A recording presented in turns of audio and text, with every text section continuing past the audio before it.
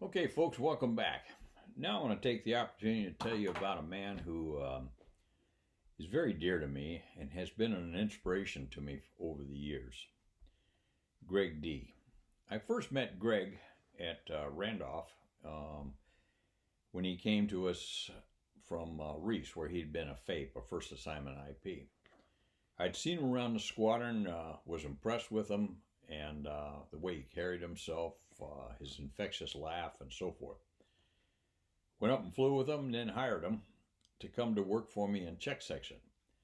And then shortly after that, I left check section and went to Stanaval, and then brought him up to Stanaval to work with me, work for me.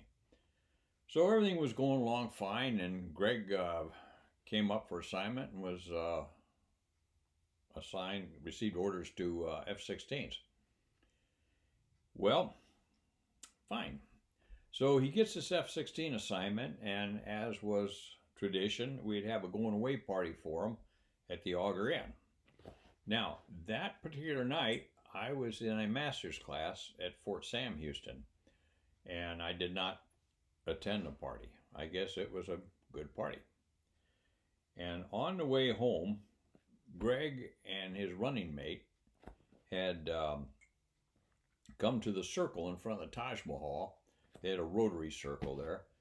And Greg looks over at his buddy and he says, I've always wanted to go around this circle the other way. Well, being about 10 o'clock at night, the traffic was light to none. So Greg breaks left, goes around the circle, and instead of turning off where he should have turned off, he overshot it. So not a problem. Still no traffic. He'll just keep going. So he goes around again. This time he makes the cutoff and he's heading off the base. The only problem is, right at that intersection was a schoolyard, and in the schoolyard, a school parking lot, and in the school parking lot sat a cop, a security police. So they light him up and then pick him up and take him to the security police shack. And it was about this time I got involved. So I get home from my master's class, and I'm getting ready to pack it in when I get a call from the security police. Sir, is Greg one of yours? And I said, yes, he is. And he said, well, we have him locked up here at the security police shop. Okay, fine. So I get in the car, I head out to the base, and walk in, and desk sergeant was there, was very courteous and matter of fact, taking care of business. So he validated that Greg did work for me, and he gives me this hand receipt for him. And I walk back, and there's these two airmen standing there, kind of keeping watch over Greg, and he's telling them jokes. That's just the way Greg was. So anyway, he's telling them jokes, and he subsequently gets released to me, and we head out and get in the truck. And I said, Greg, would you like a cup of coffee? He says, yes, sir, I would. So we head out and head by the roundabout there, and I decided to go the right way around it. They left me alone, and we're heading off base. And I'll never forget this the rest of my life. Greg looks over at me and he says, Colonel Holliker, he says, I am so sorry. And he starts crying. And he says, I am just so sorry for what I've done. And my heart just went out to him. Greg is a good man. He still is a great man. And so we drove off base, found a coffee shop.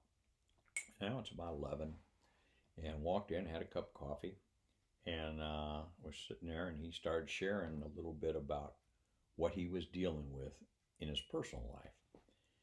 And I said, Greg, with all this going on and your PCS assignment, your permanent change of station assignment to F-16s, I said, did you think to talk to anybody about it? And he said, well, sir, I did. He said, I talked to the T-38 branch chief, and after we talked about it, the branch chief decided to keep this whole thing at the captain level, not elevate it to where it might get out of control. I said, oh, give me a break. Keep it at the captain level and look where we are. I was infuriated because I had resources at that time that I could have used to have helped Greg. And I got taken out of the fight before I even knew there was a fight. So anyway, got Gregg home, and then I got home, and it was real late about this time. And the T-38 branch chief was on leave. I didn't care. Called him up, and I said, were you aware of Gregg's personal issues that he's dealing with? He said, yes, sir.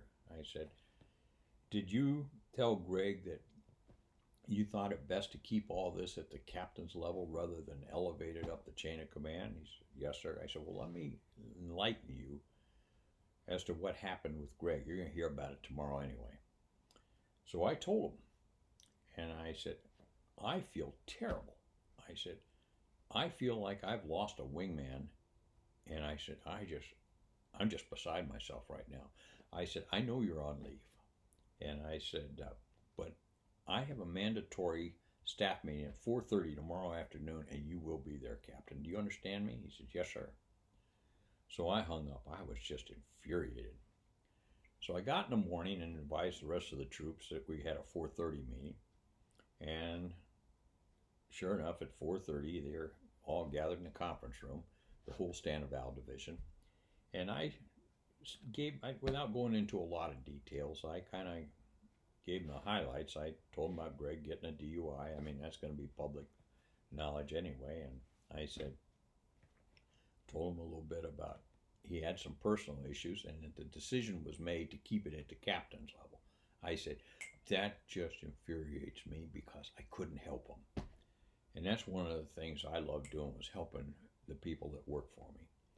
And I had my knees taken out from under me before I could even, still pisses me off. Anyway, so I said to him, I know what's going to happen to him, but I don't think it's going to be good. And I said, let this be a lesson. I said, if you're faced with anything like this in your career, I said, at least go in and talk to the boss about it. Let the boss make the decision whether it be handled at the captain's level or he takes care of it. Anyway, so as it turns out, Gregg was given, I believe, an Article 15. He was put on a control roster, and they jerked his F-16 assignment. And then they sent him to treatment over at Wilford Hall for 28 days.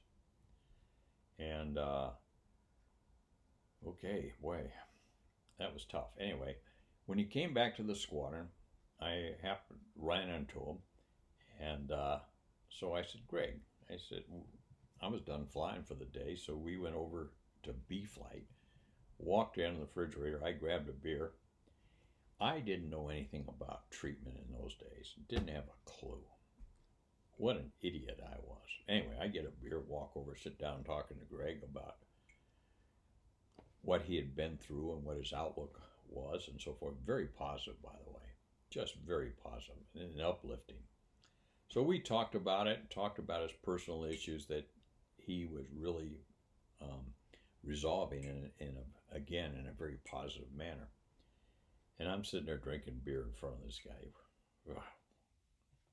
Like I said, what an idiot. So anyway, Gregg got back into flying, and soon he was selected to be the project officer for the POW dining in that year, the coming year. And as it turns out, Gregg did a fantastic job organizing this dining in for our POWs, to the point where General Osway, our 4-star, wanted to do what he could to encourage Gregg to continue with his Air Force career. And Gregg told him, he said, sir, he says, I'm sorry, but he says, I think it's time I probably move on and look to doing other things. But, that's just the kind of man Gregg is and was. He could face adversity and come out smelling like a rose. He did not have any problem putting the work into it. At any rate, shortly thereafter, Gregg had his Finney flight, and I was honored to be invited to participate in it. So we went up that day on a 2-ship ride, just about ran out of gas. Come back, I mean, there was not a lot of gas left, but boy, did we have a ball. So we land, and tell you what, before we land, let me back this up a little bit. We came up initial, and I was number two, and we come up initial, and I was very low on gas, and I knew that. So Gregg pitches out. You're supposed to wait 4 seconds before the number two guy pitches out. So Gregg pitches out. Well, I just kind of float with him, but I float the airplane and took spacing wider rather than continue on.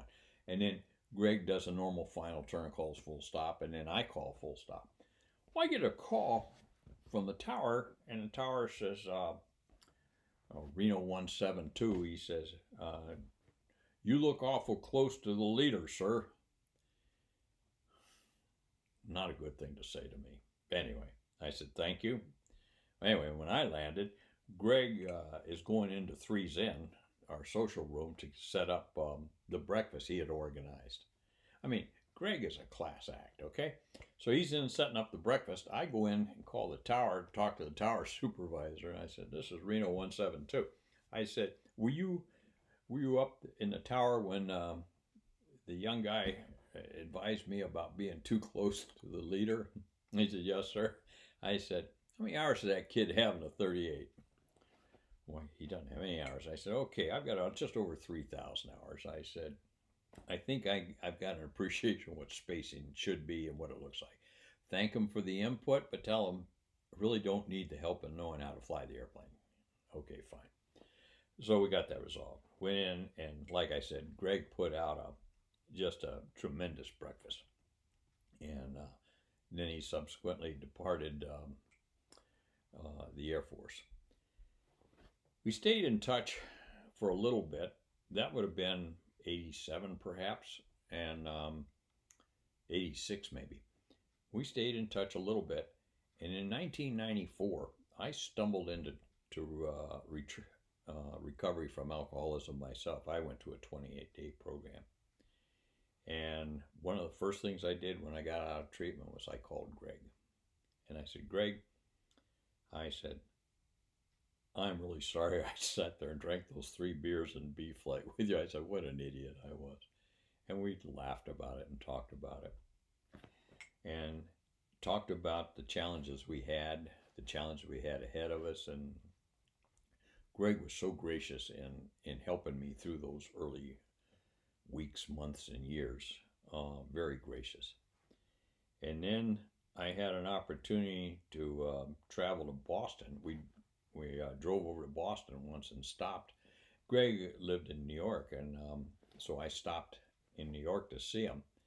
And we stayed with him and his wife. And that night at dinner, I reached in my wallet and took out that hand receipt. And I told Gregg, I said, you know, Gregg, I've carried this since I picked it up at the security police shack. And I said, I don't think I need it anymore. You're doing well.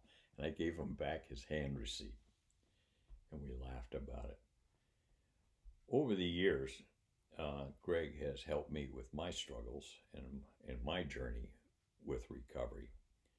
I remember early on, we were talking one day on my way up to Detroit to go fly when I was with Northwest Airlines.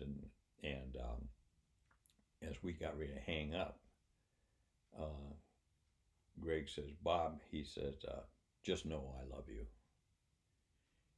That was like an arrow piercing my chest. I